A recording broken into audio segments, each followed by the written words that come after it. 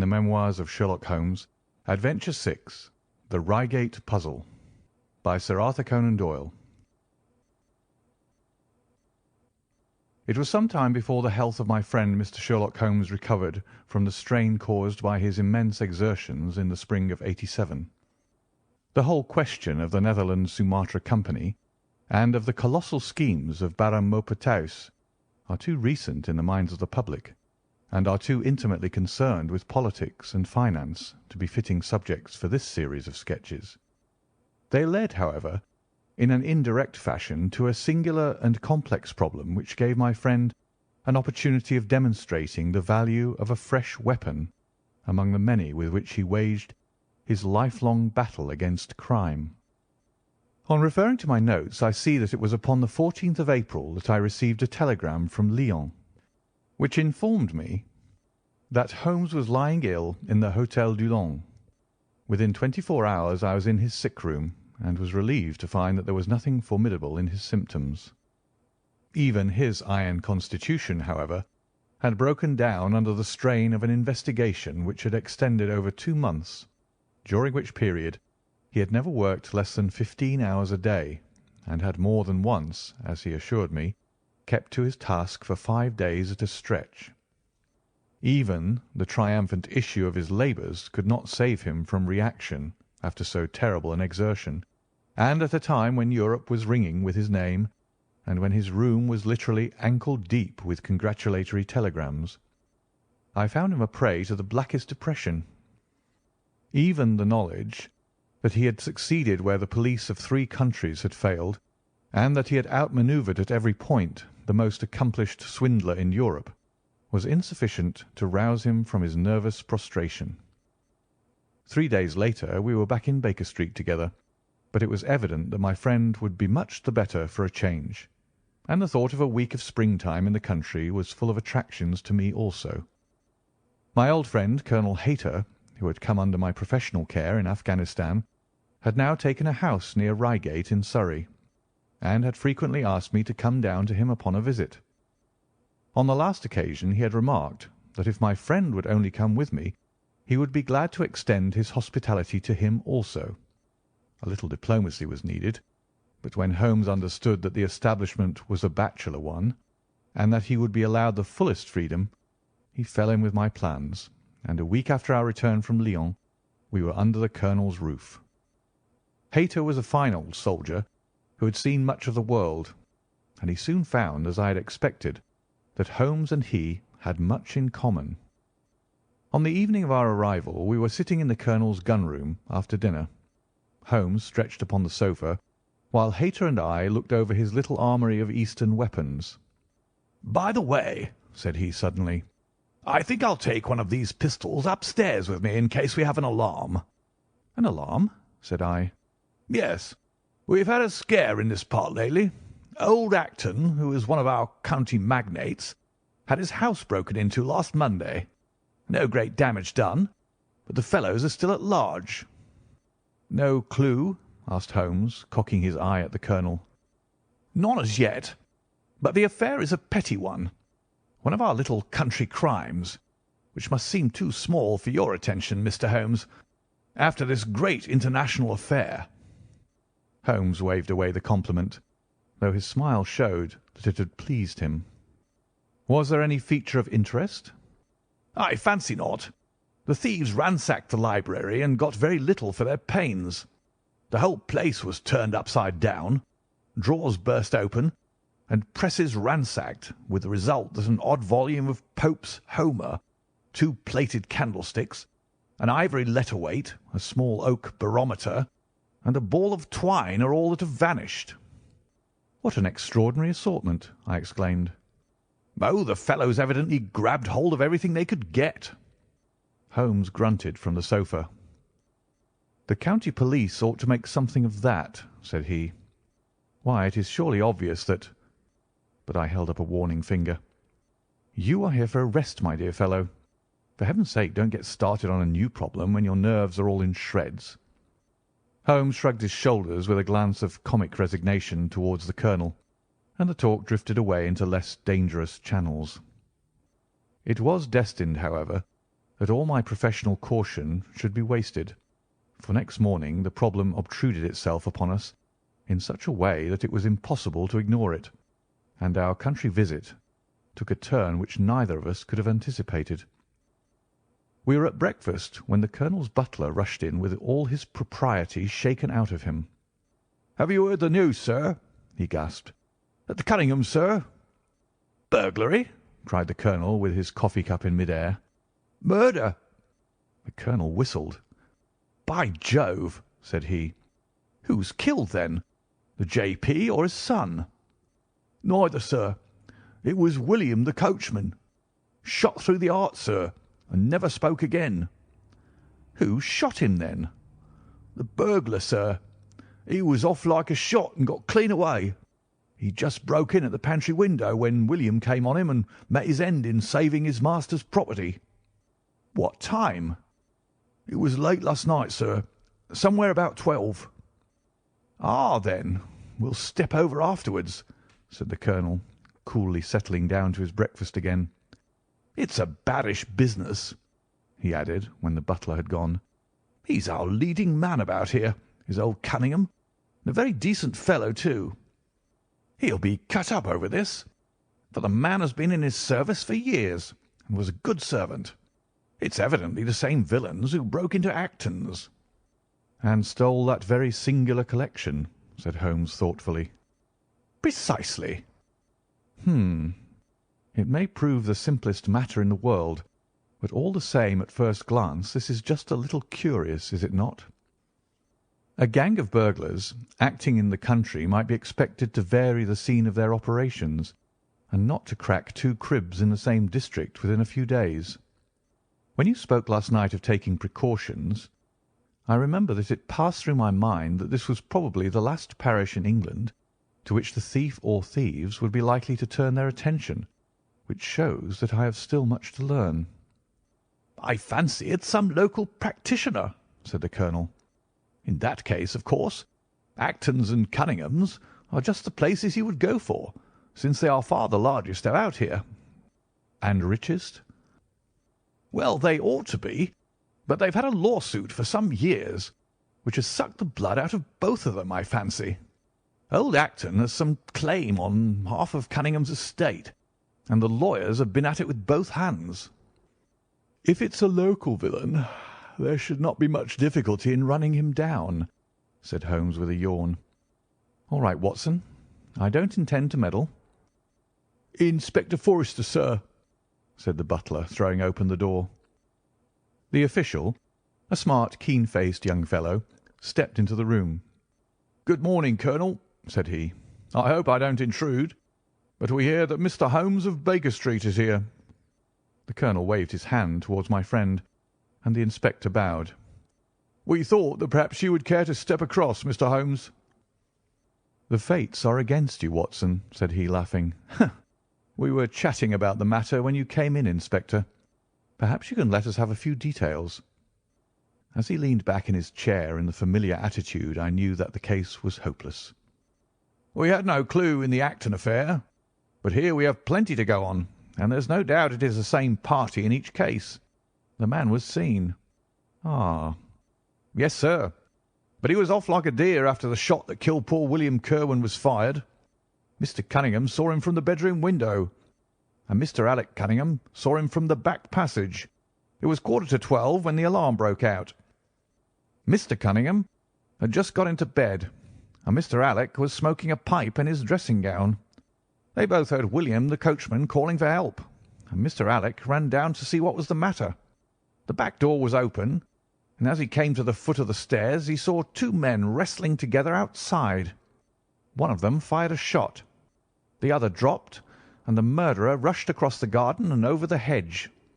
Mr. Cunningham, looking out of his bedroom, saw the fellow as he gained the road, but lost sight of him at once. Mr. Alec stopped to see if he could help the dying man, and so the villain got clean away. Beyond the fact that he was a middle-sized man, and dressed in some dark stuff, we have no personal clue, but we're making energetic inquiries, and if he is a stranger we shall soon find him out." "What was this William doing there? Did he say anything before he died?" Not a word. He lives at the lodge with his mother, and as he was a very faithful fellow, we imagine that he walked up to the house with the intention of seeing that all was right there. Of course, this Acton business has put everyone on their guard. The robber must have just burst open the door. The lock has been forced when William came upon him." "Did William say anything to his mother before going out?" "She's very old and deaf, and we can get no information from her. The shock has made her half-witted, but I understand that she was never very bright. There is one very important circumstance, however. Look at this." He took a small piece of torn paper from a notebook and spread it out upon his knee. "This was found between the finger and thumb of the dead man. It appears to be a fragment torn from a larger sheet. You will observe that the hour mentioned upon it is the very time at which the poor fellow met his fate. You see that his murderer might have torn the rest of the sheet from him, or he might have taken this fragment from the murderer. It reads almost as though it were an appointment." Holmes took up the scrap of paper, a facsimile of which is here produced. "D. At 11:45, learn what may be." "Presuming that is an appointment," continued the inspector, "it is of course a conceivable theory that this William Kirwan, though he had the reputation of being an honest man, may have been in league with the thief. He may have met him there, may even have helped him to break in the door, and then they may have fallen out between themselves." "This writing is of extraordinary interest," said Holmes, who had been examining it with intense concentration. "These are much deeper waters than I had thought." He sank his head upon his hands, while the inspector smiled at the effect which his case had had upon the famous London specialist. "Your last remark," said Holmes presently, "as to the possibility of there being an understanding between the burglar and the servant, and this being a note of appointment from one to the other, is an ingenious and not entirely impossible supposition. But this writing opens up—" He sank his head into his hands again, and remained for some minutes in the deepest thought. When he raised his face again, I was surprised to see that his cheek was tinged with colour, and his eyes as bright as before his illness. He sprang to his feet with all his old energy. "I'll tell you what," said he. "I should like to have a quiet little glance into the details of this case. There is something in it which fascinates me extremely. If you will permit me, Colonel, I will leave my friend Watson and you, and I will step around with the inspector to test the truth of one or two little fancies of mine. I will be with you again in half an hour." An hour and a half had elapsed before the inspector returned alone. "Mr. Holmes is walking up and down in the field outside," said he. "He wants us all four to go up to the house together." "To Mr. Cunningham's?" "Yes, sir." "What for?" The inspector shrugged his shoulders. "I don't quite know, sir. Between ourselves, I think Mr. Holmes had not quite got over his illness yet. He's been behaving very queerly, and is very much excited." "I don't think you need alarm yourself," said I. "I have usually found that there was method in his madness." "Some folks might say there was madness in his method," muttered the inspector. "But he's all on fire to start, Colonel, so we'd best go out if you're ready." We found Holmes pacing up and down in the field, his chin sunk upon his breast and his hands thrust into his trousers pockets. "The matter grows in interest," said he. "Watson, your country trip has been a distinct success. I've had a charming morning." "You've been up to the scene of the crime, I understand," said the colonel. "Yes. The inspector and I have made quite a little reconnaissance together." "Any success?" "Well, we've seen some very interesting things. I'll tell you what we did as we walk. First of all, we saw the body of this unfortunate man. He certainly died from a revolver wound, as reported." "Had you doubted it then?" "Oh, it is as well to test everything. Our inspection was not wasted. We then had an interview with Mr. Cunningham and his son, who were able to point out the exact spot where the murderer had broken through the garden hedge in his flight. That was of great interest." "Naturally." Then we had a look at this poor fellow's mother. We could get no information from her, however, as she is very old and feeble. And what is the result of your investigations?" "The conviction that the crime is a very peculiar one.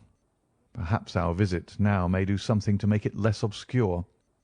I think that we are both agreed, Inspector, that the fragment of paper in the dead man's hand, bearing as it does the very hour of his death written upon it, is of extreme importance." "It should give a clue, Mr. Holmes." "It does give a clue. Whoever wrote that note was the man who brought William Kirwan out of his bed at that hour. But where is the rest of that sheet of paper?" "I examined the ground carefully in the hope of finding it," said the inspector. "It was torn out of the dead man's hand. Why was someone so anxious to get possession of it? Because it incriminated him? And what would he do with it? Thrust it into his pocket, most likely, never noticing that a corner of it had been left in the grip of the corpse. If we could get the rest of that sheet, it is obvious that we should have gone a long way towards solving the mystery." "Yes, but how can we get at the criminal's pocket before we catch the criminal?" Well, well, it was worth thinking over. Then there is another obvious point. The note was sent to William. The man who wrote it could not have taken it. Otherwise, of course, he might have delivered his own message by word of mouth. Who brought the note, then? Or did it come through the post? "I have made inquiries," said the inspector. "William received a letter by the afternoon post yesterday. The envelope was destroyed by him." "Excellent!" cried Holmes, clapping the inspector on the back. "You've seen the postman. It is a pleasure to work with you.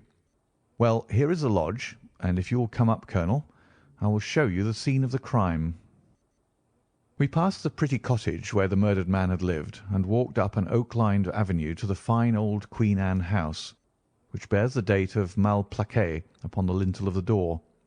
Holmes and the inspector led us round it until we came to the side gate, which is separated by a stretch of garden from the hedge which lines the road. A constable was standing at the kitchen door. "Throw the door open, officer," said Holmes. Now it was on these stairs that young Mr. Cunningham stood and saw the two men struggling just where we are. Old Mr. Cunningham was at that window, the second on the left, and he saw the fellow get away just to the left of that bush. Then Mr. Alec ran out and knelt beside the wounded man. The ground is very hard, you see, and there are no marks to guide us. As he spoke, two men came down to the garden path, from round the angle of the house. The one was an elderly man with a strong, deep-lined, heavy-eyed face, the other a dashing young fellow, whose bright, smiling expression and showy dress were in strange contrast with the business which had brought us there. "Still at it, then?" said he to Holmes. "I thought you Londoners were never at fault. You don't seem to be so very quick, after all." "Ah, you must give us a little time," said Holmes good-humouredly. "You'll want it," said young Alec Cunningham. "Why? I don't see that we have any clue at all." "There's only one," answered the inspector. "We thought that if we could only find— Good heavens, Mr. Holmes, what is the matter?" My poor friend's face had suddenly assumed the most dreadful expression. His eyes rolled upwards, his features writhed in agony, and with a suppressed groan he dropped on his face upon the ground. Horrified at the suddenness and severity of the attack, we carried him into the kitchen, where he lay back in a large chair and breathed heavily for some minutes. Finally, with a shamefaced apology for his weakness, he rose once more. "Watson would tell you that I have only just recovered from a severe illness," he explained. "I am liable to these sudden nervous attacks." "Shall I send you home in my trap?" asked old Cunningham. "Well, since I'm here, there is one point on which I should like to feel sure. We can very easily verify it." "What was it?" "Well, it seems to me that it is just possible that the arrival of this poor fellow William was not before, but after the entrance of the burglar into the house. You appear to take it for granted that although the door was forced, the robber never got in." "I fancy that is quite obvious," said Mr. Cunningham gravely. "Why, my son Alec had not yet gone to bed, and he would certainly have heard anyone moving about." "Where was he sitting?" "I was smoking in my dressing-room." "Which window is that?" "The last on the left, next to my father's." "Both of your lamps were lit, of course?" "Undoubtedly." "There are some very singular points here," said Holmes, smiling. "Is it not extraordinary that a burglar, and a burglar who had had some previous experience, should deliberately break into a house at a time when he could see from the lights that two of the family were still afoot? He must have been a cool hand." "Well, of course, if the case were not an odd one, we should not have been driven to ask you for an explanation," said young Mr. Alec. "But as to your ideas that the man has robbed the house before William tackled him, I think it a most absurd notion. Wouldn't we have found the place disarranged, and missed the things which he had taken?" "It depends on what the things were," said Holmes. "You must remember that we are dealing with a burglar who is a very peculiar fellow, and who appears to work on lines of his own. Look, for example, at the queer lot of things which he took from Acton's. What was it? A ball of string, a letter weight, and I don't know what other odds and ends." "Well, we are quite in your hands, Mr. Holmes," said old Cunningham. "Anything which you or the inspector may suggest will most certainly be done." "In the first place," said Holmes, "I should like you to offer a reward, coming from yourself, for the officials may take a little time before they would agree upon the sum, and these things cannot be done too promptly. I have jotted down the form here. If you would not mind signing it, £50 was quite enough, I thought." "I would willingly give you 500, said the J.P., taking the slip of paper and the pencil which Holmes handed to him. "This is not quite correct, however," he added, glancing over the document. "I wrote it rather hurriedly." "You see, you begin, 'Whereas at about 1:45 on Tuesday morning an attempt was made,' and so on. It was at 11:45, as a matter of fact." I was pained at the mistake, for I knew how keenly Holmes would feel any slip of the kind. It was his speciality to be accurate as to fact, but his recent illness had shaken him, and this one little incident was enough to show me that he was still far from being himself. He was obviously embarrassed for an instant, while the inspector raised his eyebrows, and Alec Cunningham burst into a laugh. The old gentleman corrected the mistake, however, and handed the paper back to Holmes. "Get it printed as soon as possible," he said. "I think your idea is an excellent one." Holmes put the slip of paper carefully away into his pocket-book.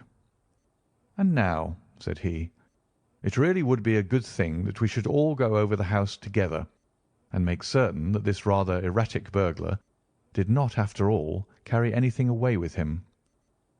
Before entering, Holmes made an examination of the door which had been forced.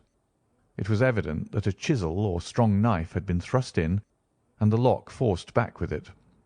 We could see the marks in the wood where it had been pushed in. "You don't use bars, then?" he asked. "We have never found it necessary." "You don't keep a dog?" "Yes, but he is chained on the other side of the house." "When do your servants go to bed?" "About 10. "I understand that William was usually in bed also at that hour." "Yes." "It is singular that on this particular night he should have been up. Now, I should be very glad if you would have the kindness to show us over the house, Mr. Cunningham." A stone-flagged passage, with the kitchens branching away from it, led by a wooden staircase directly to the first floor of the house. It came out upon the landing opposite to a second, more ornamental stair, which came up from the front hall. Out of this landing opened the drawing-room and several bedrooms, including those of Mr. Cunningham and his son. Holmes walked slowly, taking keen note of the architecture of the house. I could tell from his expression that he was on a hot scent, and yet I could not in the least imagine in what direction his inferences were leading him. "My good sir," said Mr. Cunningham with some impatience, "this is surely very unnecessary. That is my room at the end of the stairs, and my son's is the one beyond it. I leave it to your judgment whether it was possible for the thief to have come up here without disturbing us." "You must try round and get on a fresh scent, I fancy." said the son with a rather malicious smile. "Still, I must ask you to humour me a little further. I should like, for example, to see how far the windows of the bedrooms command the front. This, I understand, is your son's room." He pushed open the door. "And that, I presume, is the dressing-room in which he sat smoking when the alarm was given. Where does the window of that look out to?" He stepped across the bedroom, pushed open the door, and glanced around the other chamber. "I hope that you are satisfied now," said Mr. Cunningham tartly. "Thank you. I think I have seen all that I wished." "Then if it is really necessary we can go into my room." "If it is not too much trouble." The J.P. shrugged his shoulders and led the way into his own chamber, which was a plainly furnished and commonplace room. As we moved across it in the direction of the window, Holmes fell back until he and I were the last of the group. Near the foot of the bed stood a dish of oranges and a carafe of water. As we passed it, Holmes, to my unutterable astonishment, leaned over in front of me and deliberately knocked the whole thing over. The glass smashed into 1,000 pieces, and the fruit rolled about into every corner of the room. "You've done it now, Watson," said he coolly. "A pretty mess you've made of the carpet." I stooped in some confusion and began to pick up the fruit, understanding for some reason my companion desired me to take the blame upon myself. The others did the same, and set the table on its legs again. "Hullo!" cried the inspector. "Where's he got to?" Holmes had disappeared. "Wait here an instant," said young Alec Cunningham. "The fellow is off his head, in my opinion. Come with me, father, and see where he has got to." They rushed out of the room, leaving the inspector, the colonel, and me staring at each other. "'Pon my word, I'm inclined to agree with Master Alec," said the official. "It may be the effect of his illness, but it seems to me that—" His words were cut short by a sudden scream of "Help! Help! Murder!" With a thrill, I recognised the voice of that of my friend. I rushed madly from the room onto the landing. The cries, which had sunk down into a hoarse, inarticulate shouting, came from the room which we had first visited.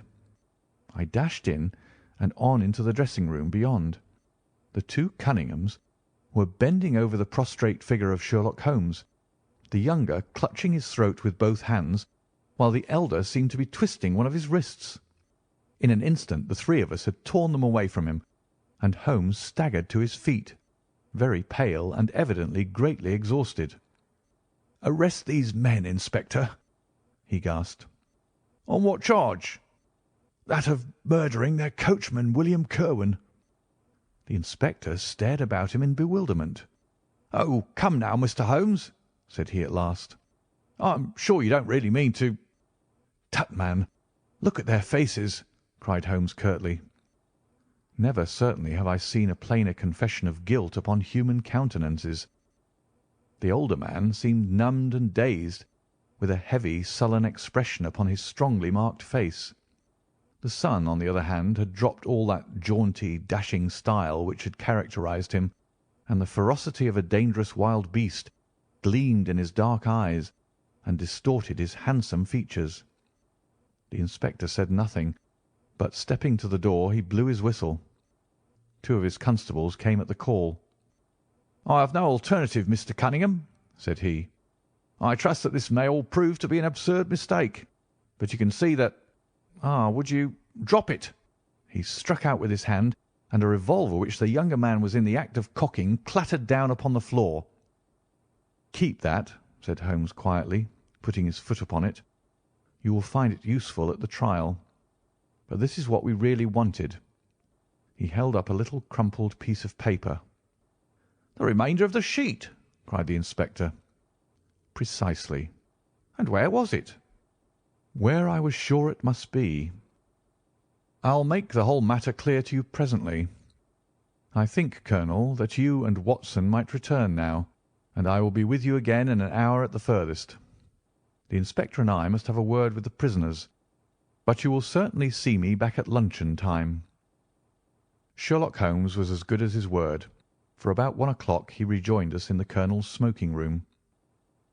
He was accompanied by a little elderly gentleman, who was introduced to me as the Mr. Acton whose house had been the scene of the original burglary. "I wish Mr. Acton to be present while I demonstrated this small matter to you," said Holmes, "for it is natural that he should take a keen interest in the details. I am afraid, my dear Colonel, that you must regret the hour that you took in such a stormy petrel as I am." "On the contrary," answered the Colonel warmly, "I consider it the greatest privilege to have been permitted to study your methods of working. I confess that they quite surpass my expectations, and that I am utterly unable to account for your result. I have not yet seen the vestige of a clue." "I am afraid that my explanation may disillusion you, but it has always been my habit to hide none of my methods, either from my friend Watson or from anyone who might take an intelligent interest in them. But first, as I am rather shaken by the knocking about which I had in the dressing-room, I think that I shall help myself to a dash of your brandy, Colonel. My strength had been rather tried of late." "I trust that you had no more of those nervous attacks." Sherlock Holmes laughed heartily. "We will come to that in its turn," said he. "I will lay an account of the case before you in its due order, showing you the various points which guided me in my decision. Pray interrupt me if there is any inference which is not perfectly clear to you. It is of the highest importance in the art of detection to be able to recognize, out of a number of facts, which are incidental and which vital. Otherwise your energy and attention must be dissipated instead of being concentrated. Now, in this case, there was not the slightest doubt in my mind from the first that the key of the whole matter must be looked for in the scrap of paper in the dead man's hand. Before going into this, I would draw your attention to the fact that, if Alec Cunningham's narrative was correct, and if the assailant, after shooting William Kirwan, had instantly fled, then it obviously could not be he who tore the paper from the dead man's hand. But if it was not he, it must have been Alec Cunningham himself, for by the time that the old man had descended, several servants were upon the scene. The point is a simple one, but the inspector had overlooked it because he had started with the supposition that these county magnates had had nothing to do with the matter. Now, I make a point of never having any prejudices, and of following docilely wherever fact may lead me. And so, in the very first stage of the investigation, I found myself looking a little askance at the part which had been played by Mr. Alec Cunningham. And now I made a very careful examination of the corner of paper which the inspector had submitted to us. It was at once clear to me that it formed part of a very remarkable document. Here it is. Do you not now observe something very suggestive about it?" "It has a very irregular look," said the Colonel. "My dear sir," cried Holmes, "there cannot be the least doubt in the world that it has been written by two persons doing alternate words. When I draw your attention to the strong T's of at and to, and ask you to compare them with the weak ones of quarter and 12, you will instantly recognize the fact. A very brief analysis of these four words would enable you to say with the utmost confidence that the learn and the maybe are written in the stronger hand, and that the what in the weaker." "By Jove, it's as clear as day," cried the Colonel. "Why on earth should two men write a letter in such a fashion?" Obviously the business was a bad one, and one of the men who distrusted the other was determined that whatever was done, each should have an equal hand in it. Now, of the two men, it is clear that the one who wrote the at and to was the ringleader. "How do you get at that?" We might deduce it from the mere character of the one hand as compared with the other, but we have more assured reasons than that for supposing it. If you examine this scrap with attention, you will come to the conclusion that the man with the stronger hand wrote all his words first, leaving blanks for the other to fill up. These blanks were not always sufficient, and you can see that the second man had a squeeze to fit his quarter in between the at and the to, showing that the latter was already written. The man who wrote all his words first is undoubtedly the man who planned the affair." "Excellent!" cried Mr. Acton. "But very superficial," said Holmes. "We come now, however, to a point which is of importance. You may not be aware that the deduction of a man's age from his writing is one which has been brought to considerable accuracy by experts. In normal cases one can place a man in his true decade with tolerable confidence. I say normal cases, because ill health and physical weakness reproduce the signs of old age, even when the invalid is a youth. In this case, looking at the bold, strong hand of the one, and the rather broken-backed appearance of the other, which still retains its legibility although the T's have begun to lose their crossing, we can say that the one was a young man and the other was advanced in years without being positively decrepit. "Excellent!" cried Mr. Acton again. There is a further point, however, which is subtler and of greater interest. There is something in common between these hands. They belong to men who are blood relatives. It may be most obvious to you in the Greek E's, but to me there are many small points which indicate the same thing. I have no doubt at all that a family mannerism can be traced in these two specimens of writing. I am only, of course, giving you the leading results now of my examination of the paper. There were 23 other deductions which would be of more interest to experts than to you. They all tend to deepen the impression upon my mind that the Cunninghams, father and son, had written this letter. Having got so far, my next step was, of course, to examine into the details of the crime, and to see how far they would help us. I went up to the house with the inspector, and saw all that was to be seen. The wound upon the dead man was, as I was able to determine with absolute confidence, fired from a revolver at the distance of something over 4 yards. There was no powder blackening on the clothes.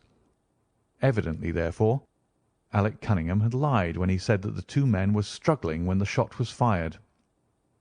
Again, both father and son agreed as to the place where the man escaped into the road. At that point, however, as it happens, there is a broadish ditch, moist at the bottom. As there were no indications of boot marks about this ditch, I was absolutely sure not only that the Cunninghams had again lied, but that there had never been any unknown man upon the scene at all. And now I have to consider the motive of this singular crime. To get at this, I endeavoured first of all to solve the reason of the original burglary at Mr. Acton's. I understood from something which the colonel told us that a lawsuit had been going on between you, Mr. Acton, and the Cunninghams.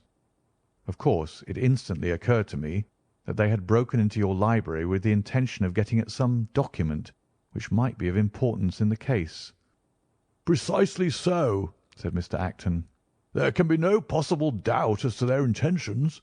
I have the clearest claim upon half of their present estate, and if they could have found a single paper, which fortunately was in the strong box of my solicitors, they would undoubtedly have crippled our case."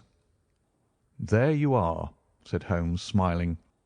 "It was a dangerous, reckless attempt, in which I seem to trace the influence of young Alec.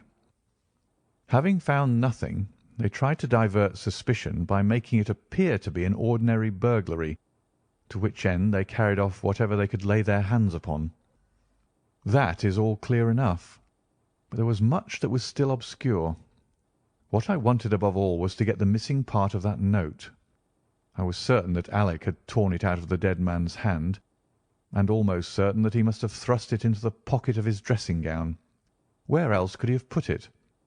The only question was whether it was still there. It was worth an effort to find out, and for that object we all went up to the house. The Cunninghams joined us, as you doubtless remember, outside the kitchen door. It was, of course, of the very first importance that they should not be reminded of the existence of this paper, otherwise they would naturally destroy it without delay. The inspector was about to tell them the importance which we attached to it, when by the luckiest chance in the world I tumbled down in a sort of fit, and so changed the conversation. "Good heavens!" cried the colonel, laughing. "Do you mean to say all our sympathy was wasted, and your fit an imposture?" "Speaking professionally, it was admirably done," cried I, looking in amazement at this man who was forever confounding me with some new phase of his astuteness.